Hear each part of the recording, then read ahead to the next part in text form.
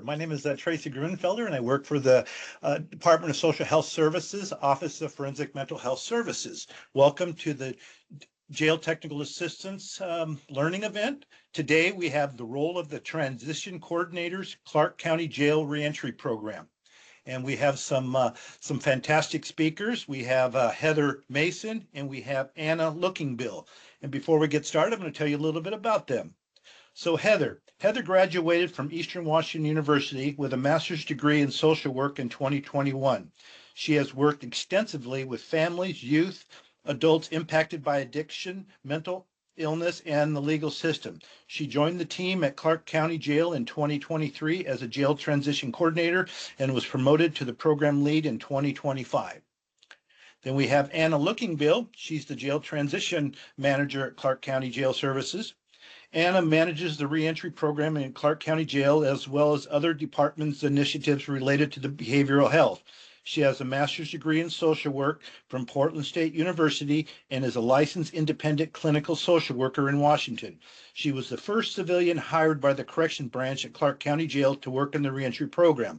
Her career spans over 25 years, including 10 years in carceral facilities, with a focus on high-risk population, including incarcerated persons, acute mental illness, substance use disorders, including opioid treatment, drug courts, homeless veterans, foster care, sexual assault services, psychiatric inpatient treatment, and more.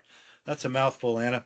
Anna specializes in program development and grant management is a federal grant reviewer and provides consultation on grants on local organizations. Anna is the 2016 Leadership Clark County graduate. Okay, with that, welcome, ladies, and I'm going to turn it over to Anna Lookingbill to start our presentation. Take it away, Anna. Yes. Hi, good afternoon. Heather and I just wanted to say thank you, first of all, to Tracy and Kate and the team from the state, as well as all of you who have taken time today to come and join us. Heather and I will be talking about a model that we use specifically in Clark County Jail. Be telling you a little bit about our jail, kind of the context behind our services, as well as the work that we're doing these days. Please know that we're going to give you a lot of information. We love what we do. We're incredibly proud to serve on part of this team. And the result that you get is we can talk really, really fast because we are so excited about all the things that we're bringing to you. We're guessing some of you are going to have questions. You're going to come away and go like, oh, what was that thing they were talking about? We're more than happy to share about the model that we're using, kind of the underpin behind why and all of those pieces. We'll make sure that you have our emails, so feel free to directly reach out. So I'm going to get us off to the races. I practiced this ahead of time, friends, so hang in there. And that should be it. Did I do it? Not yet. Dang it. All right. One more again. I have to tell it the right screen. Just this one. How about now? We can see your desktop now. Amazing. As long as now we can see the PowerPoint. email, we're okay, right? we're good. Perfect. All right. And so Heather and I will both jump into the presentation and you'll hear from both of us. So we're going to talk specifically about one piece of the reentry program in Clark County Jail, which is our jail transition coordinators that we have here. Just to kind of get us out the gate, I'm going to tell you a little about Clark County. So we are down in the bottom left, kind of southwest Washington corner. We are just adjacent to Portland, Oregon, which sometimes does real interesting things for us as far as our folks that move back and forth across the river. Our jail is what we would call a mid-sized jail. So in 2024, we booked just under 8,000 people. Our average daily is about 464. That has been increasing. Although our average stay is about 22 days, if we split that out, somewhere around 60% of our folks are leaving within 72 hours, and then another 40% is staying for 90 or longer. So again, I don't think that's necessarily unique in the world of jails, but often something that we found is that when people are looking at reentry program models or planning for some of these things, right, you get on your Google and you're like reentry from facility, almost always the information that you're going to find is going to have the context and underpin of the work that comes out of prisons. Fabulous. Prisons need to do important work, fully support it, but that is very different than a jail where you've got 72 hours, 22 days, right? It's much faster releases. Interesting thing to note about our jail is that currently over 90% of the folks who stay with us in Clark County are pre-adjudication, and they're pre-adjudication felonies. Say that again, over 90% are pre-adjudication, and almost all of that is all pre-adjudication felonies. Why that's relevant in the world of reentry and this conversation about transition coordinators is that we don't have release dates. So you remember when I referenced that most of the reentry research is based in prisons, almost all of that starts with someone's release date and then counts backwards, which is beautiful, right? Please do that. Well, in jails, we don't have that luxury, and Clark County even less so. Clark County Jail has changed, right? Probably like many of you that are here today, the COVID pandemic impacted very much how we do business as well as our population that was here. When I got hired in 2015, our population was 700 or more in a jail that was built in 1984 for 300 inmates. And so you can imagine those days of 700 some odd bodies in the building, there were a lot of problems and challenges with that. We had a much different population. We had, for example, people that were in Department of Corrections sentencing violations. We had more misdemeanors. We had a fully sentenced population. And so way back in 2013, when the Reentry program launched, it was created by corrections officers, and they actually focused on that sentenced population, right? People that we knew were going to Clark County. Well, cue the COVID-19 pandemic, right? Our jail population was significantly reduced. That's actually a positive thing, because when we look at constitutional standards of care, some of those other requirements that are part of how jails do business, what we were doing was, again, the best at the time, but was not safe, right? Was not okay. And so today, 491 is our top for our space. We've significantly reduced that. And then people who know jails, you know, about 80% full is considered full, which is a conversation about classification that we can have another day. What this has done is that by reducing our population, the people that are here with us have bigger behaviors, right? They have more severe charges. And so the previous reentry program model that was fully sentenced people, right? We have this really cool rotation of like 2 weeks of classes and all this really awesome stuff. It worked then. It is simply not who we have in the jail now. So more behaviors, more severe charges, pre-adjudication, right? Over 90% plus, meaning they don't have release dates, which is an incredible piece of complexity for the resource coordination and planning that our team does. We also, like all of you, have seen a change in the folks when they come into us for incarceration. They have more needs, right? The impact of fentanyl, we've all felt that across the state, and certainly that is a huge concern in Clark County. The behaviors that are going with that, ongoing challenges about gaps in community resources, lack of ability to have safe housing, right? All of those things are getting worse everywhere, which has contributed to when folks come in the door to us, they have more needs. The net result is that our team has had to change how we do, it just occurred to me to move this, how we are doing the services in our reentry program. And so again, for some of you that have been around a long time, you remember reentry doing the classes. That is not how our model looks. Now how it looks is we've shifted heavily to focus on basic needs. Right? Not that having a resume or doing some job training work isn't important. It's very important. It's amazing. What's more important than a resume is having a safe place to go when you leave, right? Having Narcan, having access to drug treatment or MOUD, right? Opioid medication, if that's what you need. And so because reentry doesn't have unlimited space and resources, we've done some really significant and intentional shifting to dial in on who is the most vulnerable. We're going to explain to you what that means and how we make those decisions for our transition coordinators to really be allocating the resources that we have to the folks who need it most. And if you want to talk more about the Clark County program change, we can totally have that offline. That is the wrong button. Slideshow, next slide. Oh, for heaven's sake. Did it go? Nope. Sorry, everybody. Nope, there it is. Woo! Okay, it's working. Also, just for context, this is a rough cut on what we think the need in Clark County Jail looks like. Right? We've used this with some other conversations we've had with our county council and some of our other partners. Again, shock to no one who works in a jail. The need for care is astronomically higher than the world.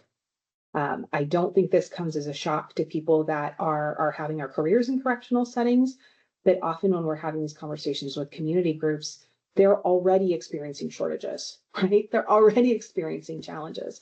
Hey, in the community, there aren't enough behavioral health beds. Hey, in the community, there aren't enough treatment beds. Not enough people can get intakes for opioid, right? All these needs that they have.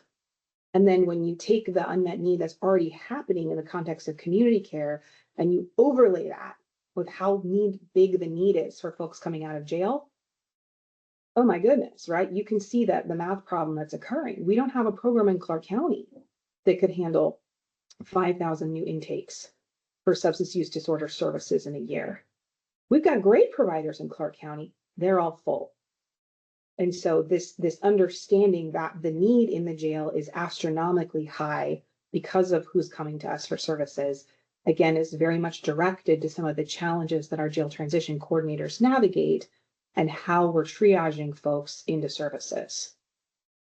A little bit about the current reentry program. These are some of the areas that we're doing work in.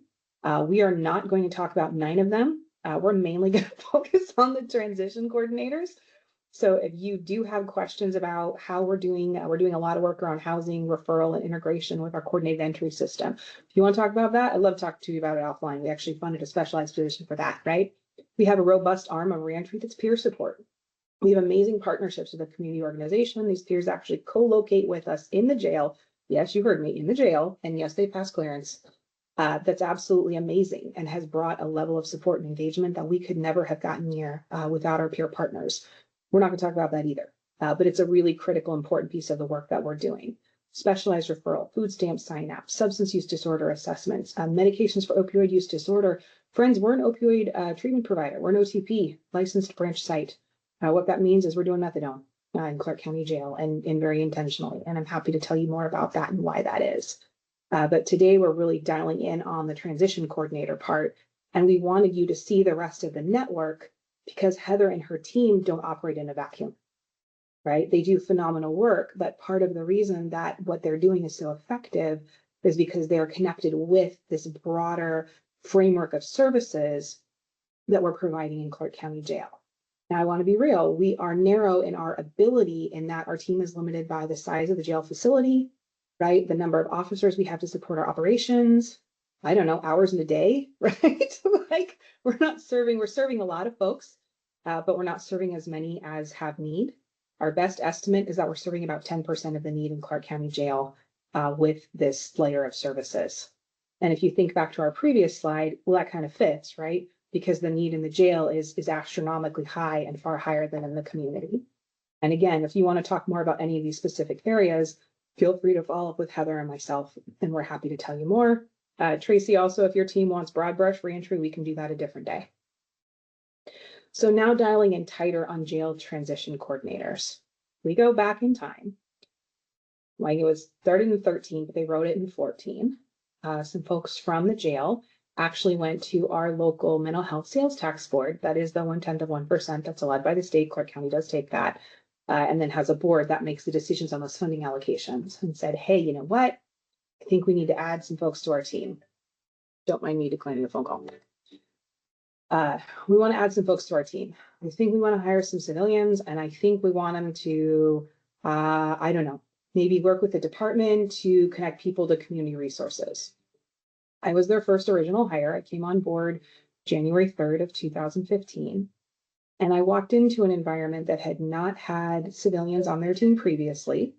Now, they did have contracted medical and mental health, right? I believe at the time our vendor was, golly, I want to say Correct Care, which has now converted to WellPath.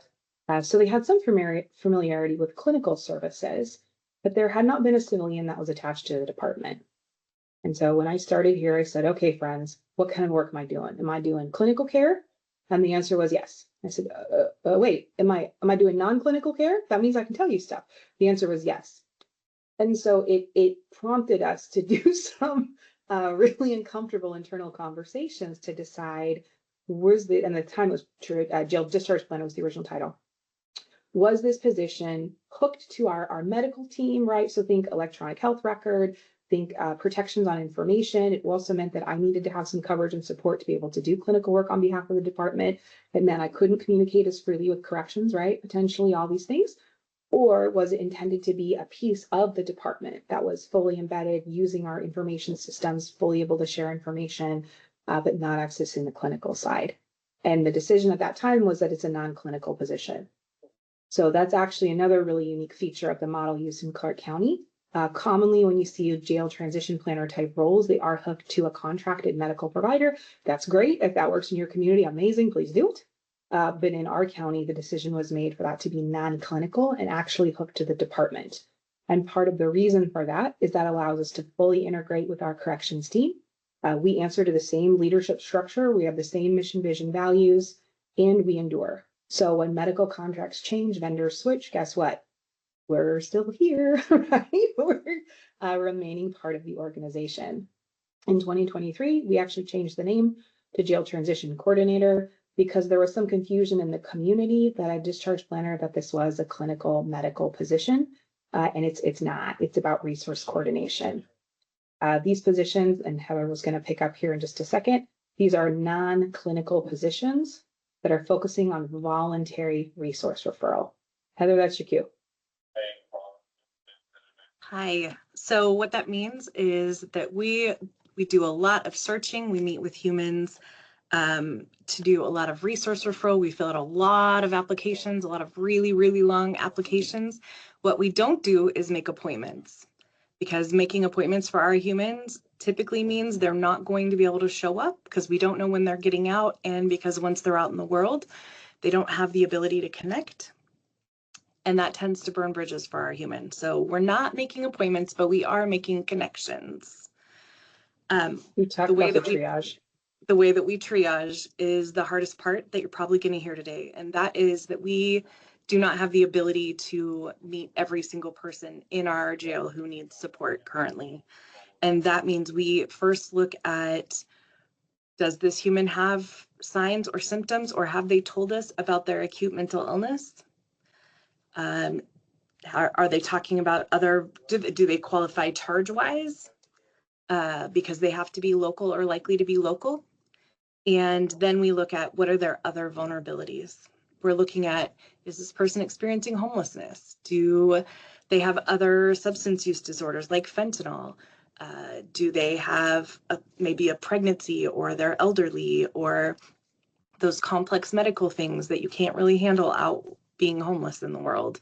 And we triage every single day. We hold caseloads of around 50, and we could probably quadruple that and still be barely touching the level of need in our resources. So that means sometimes we have to say no to someone who absolutely qualifies, but maybe this other human over here on the other side who is a 20-year-old pregnant female suffering from opioid use disorder takes precedence, and people can't see why that person's not receiving services, which is sometimes a challenge for others to hear.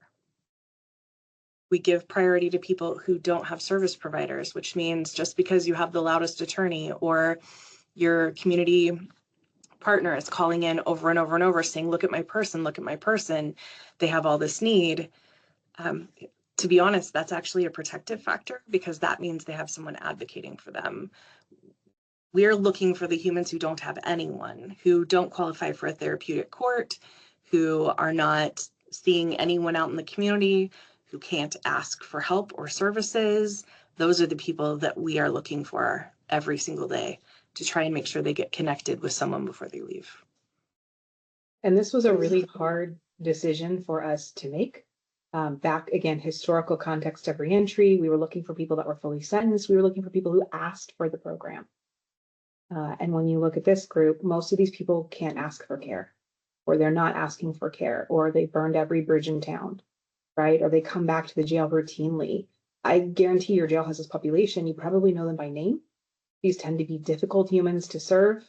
They are often difficult to manage in custody, right? And so yet we know that these folks are the most likely to die on the street with their level of unmet need.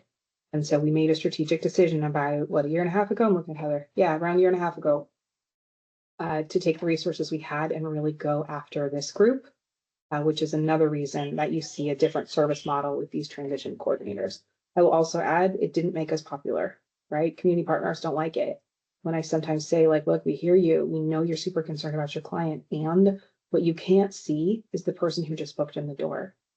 So this decision may not be right for all programs. It was for ours. We've been very intentional. We've been very transparent, making sure we share it with community partners so they're hearing this language from us so they understand. We do everything we can to support, but we're taking the crumbs we have and really focusing it on the people who need it most. So a planned client is someone that we find and we usually have at least a couple weeks with to schedule all of the different referrals. They're receiving probably weekly or every other week interaction with us. We're not setting up appointments again, but we are making those referrals, right?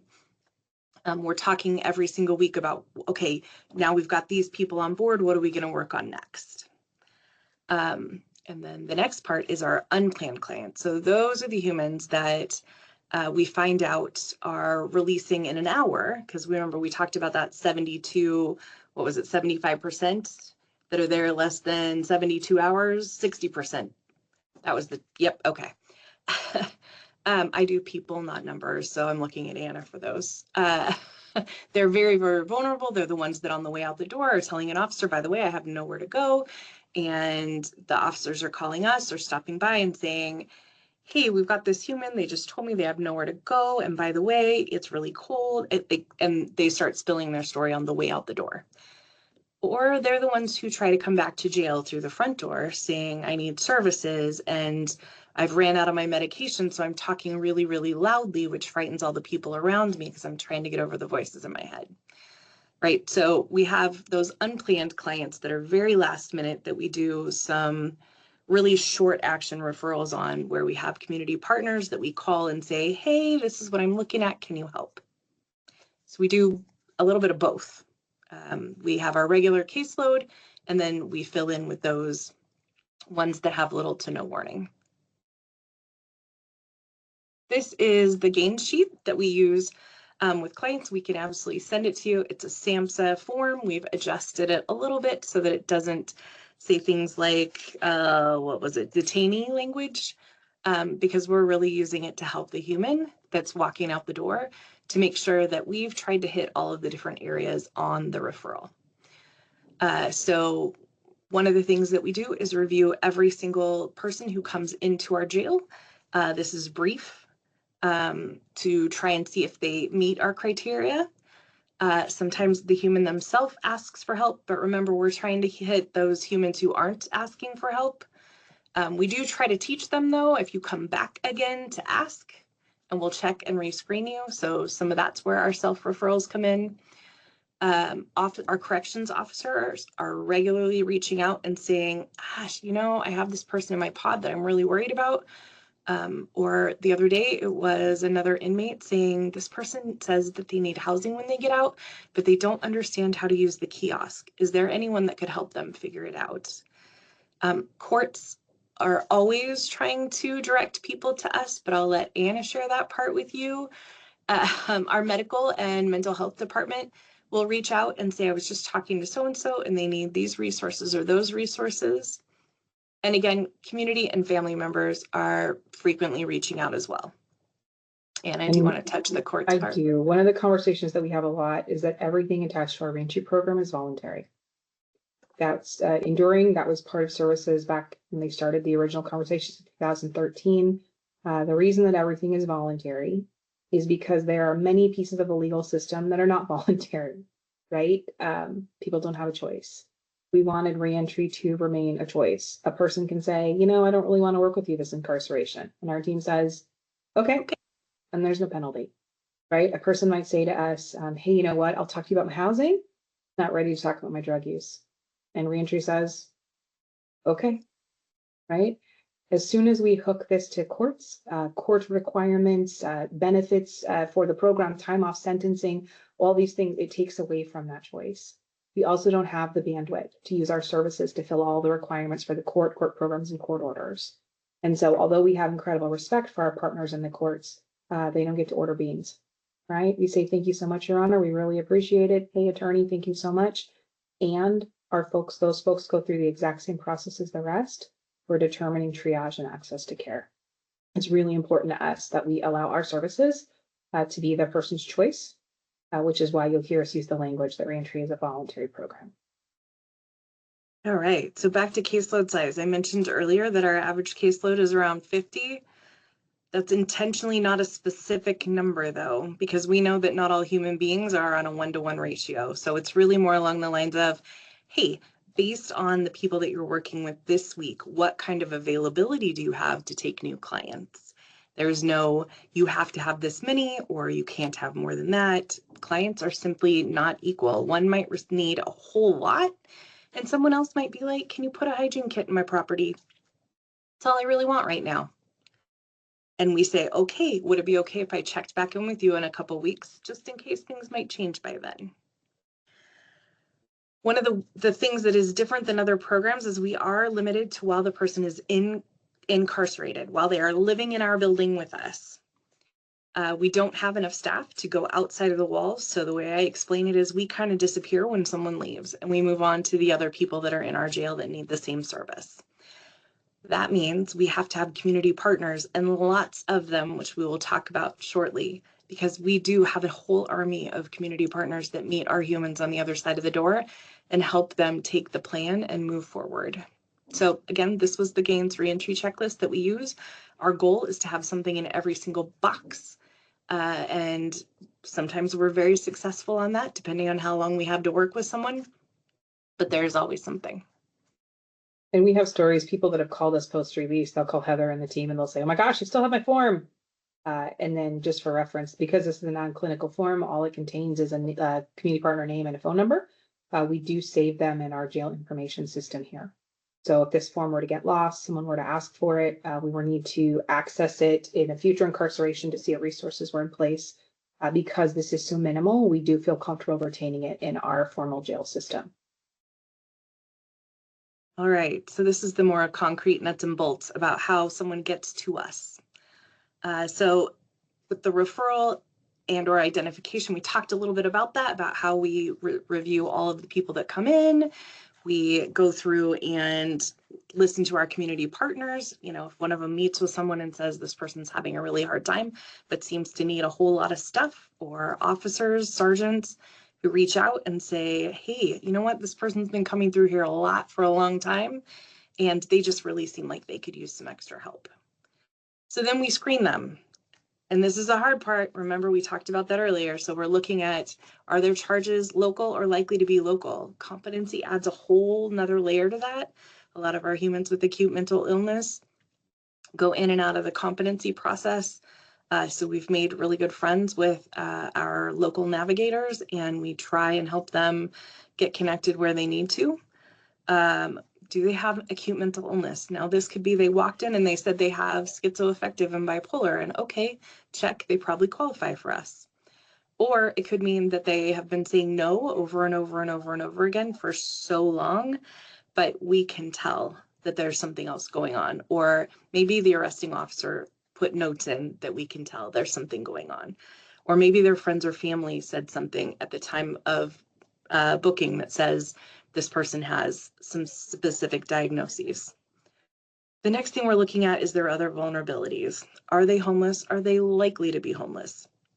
Sometimes they tell you they're unhoused even if they have an address and you know that address is old. So really just trying to figure that part out. Do they have medical issues? Do they have substance use disorders? Like, that's how we triage. How many of those things do they check? And do they check more of the boxes than the person next to them? And that is a hard thing to deal with every day. Our initial meeting, so we make up our schedule every week of who we're going to see and what days and times we're going to see them. The first thing we share with them is this is all voluntary. Everything that happens in this room is your choice. If you don't want to meet with me, you certainly don't have to. If you want to sit down and we can talk about your situation and what things we might be able to help you with. I start with what's your current concerns. I always start with housing because even if they don't want to talk about other stuff, they're usually willing to talk about housing. And then we go up to, and how's mental illness impacting what's going on for you? Do you know if you have any diagnosis, right? And we just start working down the chart from there. We don't have to provide anything. If all they want is a hygiene kit or maybe a bus pass, that's where we start. And then we offer, can we check in with you again? Because that's the rapport building, right? That's this time I might not look like someone that you feel like you can share anything with, but maybe if I meet with you again in 2 weeks, now maybe you've heard from your other person in your pod that maybe this is an okay place to share what your needs are. And ROIs with any of the agencies that we're referring them to so that we can speak freely. Additional meetings. So I mentioned earlier, we usually tell them we'll meet with them every 7 to 10 days. It's all depending on our caseload, of course. Right now it's edging on the 2 weeks, but we do what we can. We're talking about resource referral. So last time we put in a referral for Lifeline. Have they come in and talked to you yet? Yeah. And what do you think about them? Is that somebody that you might like to go with? Or do you want to move on and see if maybe, oh, they told you you don't qualify. Do you want to try CMAR and see if maybe they'll take you? That kind of thing, because some of our people have burned a lot of bridges in our community. Sometimes the amount of appointments that we have increases right before release. That could be because we're trying real hard to get people to remember what their plan is, who they're going to call first, who they're going to call second, where they're going to go, what, right? Because things change. And it's also hard for some of them to remember all the parts. So we go over it a lot. So somebody comes back, they're still going to have the flag on their file that they worked with a jail transition coordinator. We're going to go through the same steps to see if they qualify for us. If we get to, their current charges are such that we cannot see them currently, we're still likely to meet with them once and explain why. Because sometimes it's hard for people. We're still going to watch their case because if those charges come down and they do qualify for us, we want to make sure we get them back in our program as soon as possible. Can you give an example of charges that might not qualify? So any A felonies, anything that has a guarantee of moving on to prison. Yeah.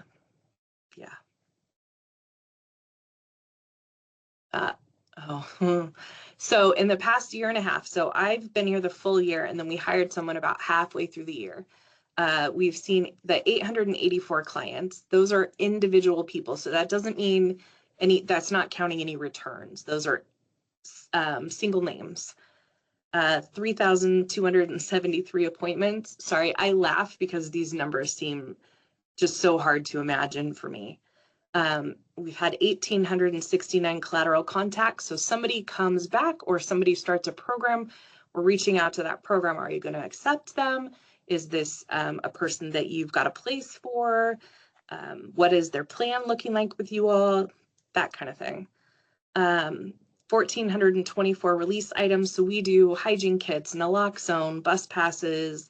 We have a supply of coats and backpacks and sleeping bags, and we take whatever we can get basically to try to help our humans, especially the ones that are going back out to the street. And what's really stunning about the model that we're using is it's fairly flexible. We've developed it really intentionally to let us hit these high numbers. If we were being really rigid in our model or, making every person do every single thing or always only seeing the same population, it would limit the amount of people that we can serve. And Heather and I have this conversation all the time, especially when we're onboarding new team members, right? We have a push-pull of, well, do I need to see this client again? Yes, probably. If you're seeing the right client, you need to see them again. Yes. But as soon as I see this client again, this person over here that just booked in, who has no one and nothing, is incredibly vulnerable, doesn't get an appointment. So part of the magic of the non-clinical model and this really intentional focus on high vulnerability and resource referral, that's how we've been able to serve this volume. Most other programs that we've talked to that are doing jail transition coordination work aren't getting as many. And we get lots and lots and lots of anecdotal feedback from people when they come back to jail, when they call in from the community, when we run into them, sometimes right out the door, right when we're going home from work, about how well this is working for them and how well this is fitting, which is a huge mark of respect for Heather and her team and the incredible work that they've been doing here. We also, somebody asked, put in the notes earlier, how many jail transition coordinators do we have? So we are in the process, Anna got us funding. We are in the process of hiring 3 more. So when we talk about a team, it's because it's coming. Spoiling my fun, we get there. Sorry, I'm excited. I think this is you. You were going to start this one or no? No. Okay. Well, we can tag team it. So the only Okay. reason this model works is because we are heavily embedded and connected with our community. To Heather's point, her team is limited to the jail. We cannot do this by ourselves. And so the upside of doing reentry work in this community, again, the jail started in 13. I joined the team in 15. Heather had been heavily involved in the community for many, many years, but then came to join our team here, is that we had a lot of relationships, but then the jail is doing a lot of things to intentionally keep those relationships and continue to build them. Partnerships are everything, and they don't just happen by accident, right? So what you can see kind of color coded across your screen is we try to describe the different layers of partnership and then how often we have routine planned meetings or check-ins with them. And again, this is a balance.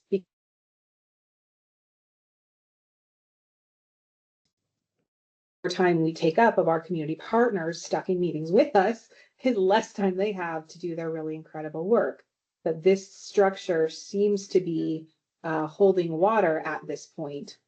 So what you see is that the internal stakeholders, that is literally every day. In fact, that's why we've intentionally co-located a number of the positions in the reentry program, right? Those internal stakeholders that are on our team. We do have a mixed team. It is officers as well as civilians, and then community partners who are actually based on the same work location. Heather, you want to take the next one? Sure. JTT Network Perfect. and grant team. So a huge part of our roles, I mentioned all those applications. So we keep connections with all of our level 4 mental health services in the community. That means all of our PAC teams and COMET teams. We speak with the crisis triage centers, the MCOs, the managed care organizations. They all have programs for people releasing from jail. So we keep in very good contact with them.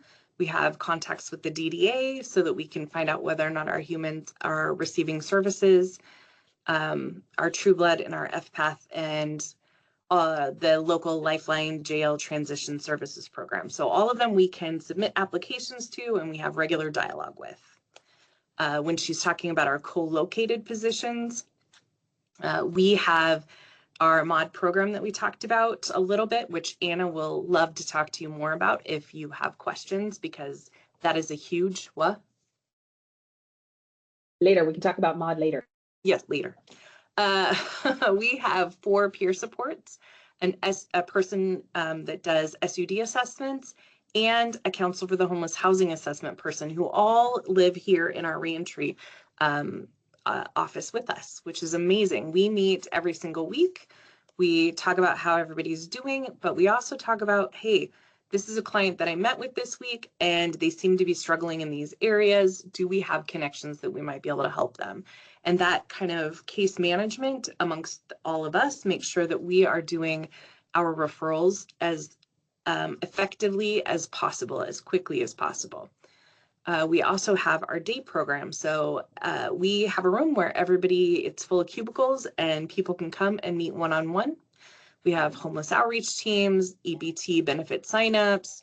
We have SOAR, which is our humans who help people with Social Security disability signups. And so all of that group comes together with me every month, and we talk about what new referrals they've found, what new programs they've found.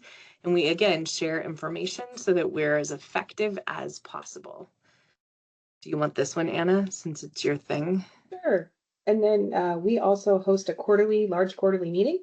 If anybody's interested in seeing this sort of happened by accident, which is a story for another day. But the jail actually facilitates over 100 and some odd community partners. We actually have to use the county counselor's hearing room because there's no other room big enough for this group. We come together quarterly to talk about resources that are specific to adults with legal system involvement. The focus of the meeting is really helping all of our community partners continue to expand their networks, right? So if it's a person who works with, let's say, an employment service provider, they may not know someone on our district court probation team. Our district court probation team may not know someone who's part of a peer recovery organization, and so on and so forth.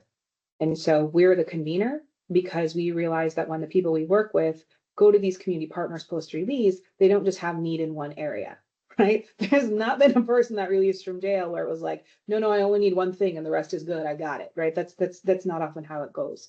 And so this is a longstanding community meeting. If you're ever down Clark Way, you're more than welcome to come and see what this looks like. We have managed care, we have faith-based partners.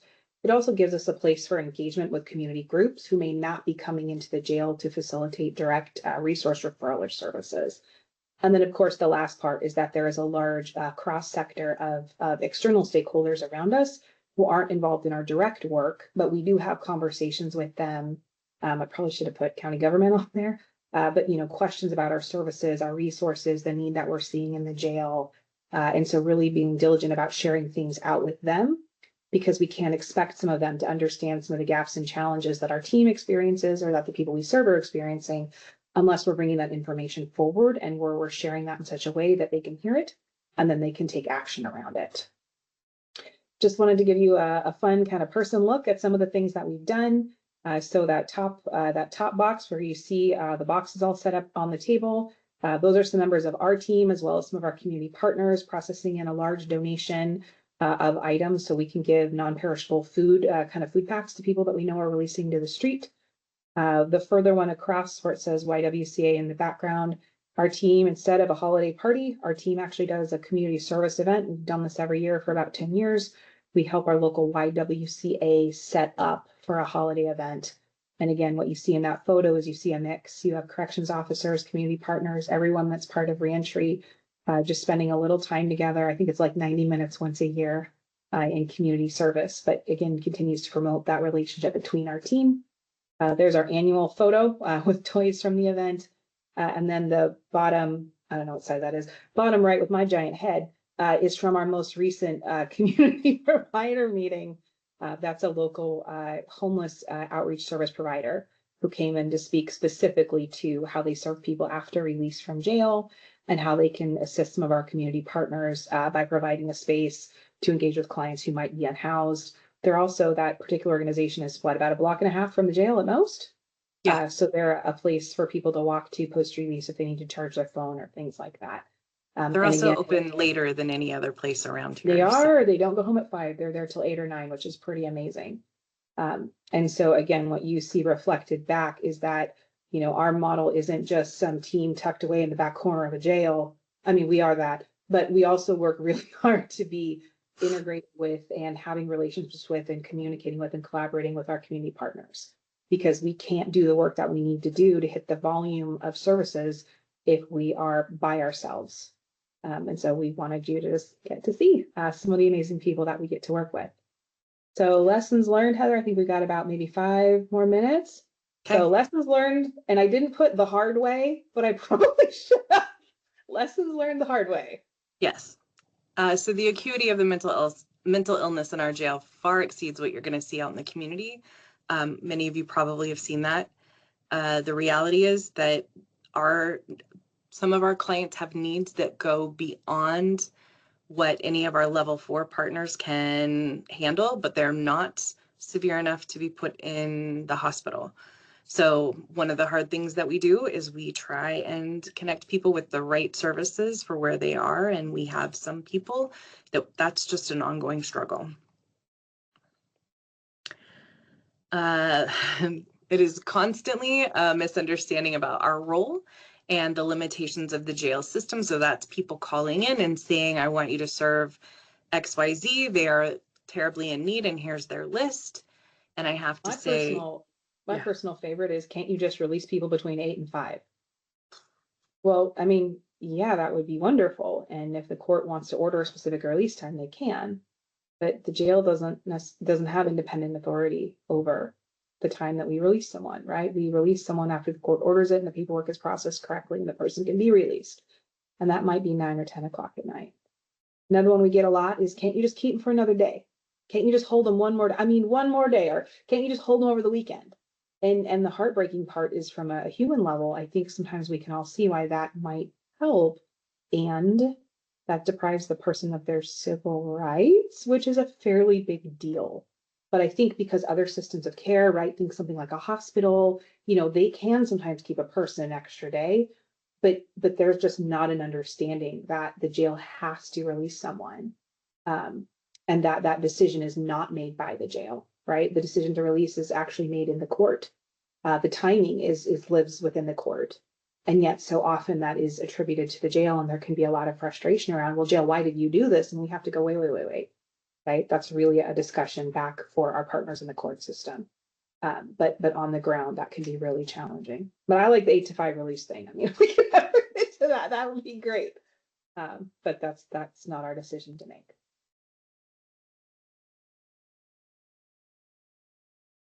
I'm looking at you, you're looking at me, sorry. I am absolutely looking at you, Darren.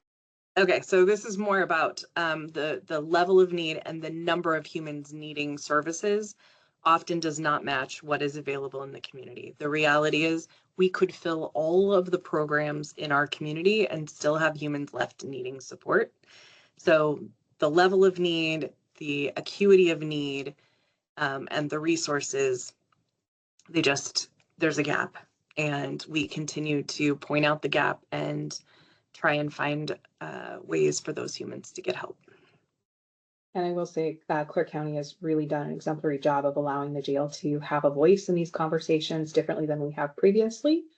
For folks who are unaware, Clark County Sheriff's Office had oversight of the jail until January 1st, 2023, at which time Clark County made the decision to separate jail services into our own department. So the Clark County Sheriff has oversight of law enforcement. Clark County Council, County Manager, Deputy County Manager has oversight of the jail. And so that split in responsibility has really placed an increased emphasis on the jail being able to communicate not only the needs that we have within our system, but the gaps that we're seeing in our community post-release, right? I can't control how many shelter beds there are. That's out of my scope, right? It's not appropriate for the jail to control that. And yet the fact that we have 334 shelter beds in Clark County that are literally always full impacts, right? Because we release people to the street. And then the last one, I think Heather and I will chuckle about, we're a mixed team. Civilians, corrections officers, community partners. Jail culture is different. And we do intentional training around this with our staff and with our team members. Even something as simple as what time a meeting starts, right? Ask your favorite corrections officer what time a meeting starts. They're going to be there at least 20 minutes early, sitting there blinking at you with like 14 pens.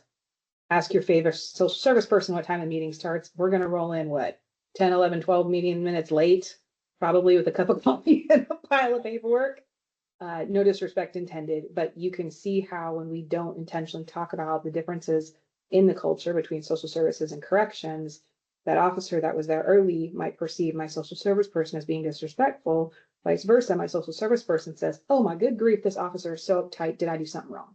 And so it's when we don't talk about the cultural differences in the work that we do, that we often see reflected in the personalities of our staff and how we do business, it can make it harder to collaborate and partner effectively. We have lots of funny examples about how this has worked out for our team, but this has been a great area of learning for all of us. Heather talked a little bit about program growth. So this is what our team looked like at the beginning of last year, right? So here's my boss. This is Director David Shook. You've got me managing our team. Heather was with us. At the beginning of last year, the position was unfilled. This is now our colleague, Jess Brooks, and then a number of partners. And then over here, you can also see our operational structure. The reentry sergeant, we have a reentry sergeant, and then we have 2 general fund positions. Officers that allow us to provide our services, right? Because in a jail, I can't just send a social worker into the middle of a housing unit. That all has to be done strategically, security checks, escorts, all the movement, all the documentation that go into doing work inside a correctional facility. We're incredibly fortunate to have 2 specialized officers with us. How those officers are selected, et cetera, we can tell you more a different day if you're interested. Anybody want to know what the team looks like in January of this year? Get ready. Woo! So we've been busy. We've been real busy. Anything that looks like it's kind of sketched out meant it's not yet filled. So I was successfully able to navigate a variety of different grants and funding streams. Again, you want to talk more about funding? Let's do it. I'll walk you through it to greatly expand what our team and our services look like. Now, the catch with this is the jail's not bigger. Clark County Jail did not magically grow overnight. It was still built in 1984 for 300 people. So we have to be very strategic about how we get all these pieces and partners to provide services in the same space. You're seeing an addition of 3 more jail transition coordinators. We actually have final interviews for 2 more people tomorrow, so we're very hopeful we'll be adding them to our team shortly. We've now added a support specialist, and we've added a bucket load of specialized corrections officers for both reentry and for our opioid program. How these deployments will be managed is very strategic so that we're not hurting the need for staffing and regular operations. But as you can see, we've been working really, really hard to continue to grow. And I'm actually hopeful I will be adding some transition coordinators specific to opioid in the future as well. So Tracy, that's the end, right? Really, our framework is that we believe we have a unique opportunity to care for people who are typically not successfully accessing care outside the walls. High quality care is public safety. And so doing more for people in the jail protects them while they're here, it protects our staff, and it protects our community. And we're going to need a lot of support for a lot of years to continue to grow this program, grow some other efforts we're having in Clark County Jail, and continue to do everything we can to be a vital part of the public safety continuum. Excellent. Well, thank you very much, ladies. Do you have time to take a few questions? I saw some questions in the chat. So there was the one about how many transition coordinators you have, and was that actually you have 5 now, and after the 2 that you hire, you'll have 7 at some point? I have a lead. I have a supervisor because good grief, right? We need one. So Heather's your lead, Right. And then she'll have 4 that are her direct reports. Okay. All right. And then cool. Thanks. For opioid, what I've applied for just went in, so we'll see. Is another lead and 2 more. We'll see what I get. Okay. Looks like we have another question here that says, do you work with or refer to RNP staff? Rebecca, RNP. Okay. Recovery Navigator program staff. Yeah, so we do have Recovery Navigator program in the community. We've talked with them quite a lot. They are primarily supporting our local law enforcement. That's, I'm looking at Heather, that's Recovery Cafe. That's those folks. Yeah, okay. They're primarily supporting our local law enforcement. So we do. We've encouraged them to get jail clearance. So if someone they're working with is incarcerated, they could come in and interact with that person. But we have other mechanisms for making similar referrals. But depending on your community, they would be a really great referral source. So again, they're not one we use heavily, not because we don't like them or anything, but they said, hey, we've got a full plate. We're already working in this other area, and we're able to make the same type of need area of referral with some other resources that we have. But great question. They're a tremendous resource. Gotcha. And another one here, have you partnered with someone who provides those hygiene packs, or did you get funding to create them yourselves? So we actually have a local church organization that every year for their big project, their big community project, puts together about 200 of them. But we've also worked with both Molina and WellPoint, and they have put packs together for us. WellPoint did a ton of them when they were switching their name. And Molina has done it 2 years in a row as one of their group projects. So that's how we get our hygiene kits. It's our like snack packs that we used to have an agency that we went through, and now we don't. And so this year we made them ourselves. And we also have successfully partnered with other organizations to apply for small local grants, foundations. So again, if you give money to the county, they have to do headache things because of budgetary requirements. So we've been able to serve the jail population by funneling the resource through a nonprofit partner who could turn it into goods and services. So we have a number of relationships with nonprofits. One thing I want to make sure, if you guys are not having naloxone to pass out to people for free at time of release, Department of Health has a fantastic program. It's at no charge. People releasing from jails are high risk. They will happily give you as much naloxone as you want, truly, provided the legislature keeps funding it. I think I'm supposed to say that part. But Department of Health OEND is an amazing program. We have people that are asking for 2, 3, 4, 6 naloxone kits. Perfect. We put it in their property. And then additionally, we've been able to coordinate a free naloxone vending machine for our public lobby. And that kit moved over 2,000 naloxone kits for free into our community in the first year, separate from the naloxone for people at time of release. So again, if you want those specific links, we're happy to give them to you. Thanks, Anna. Rebecca, I see that you had a question about funding.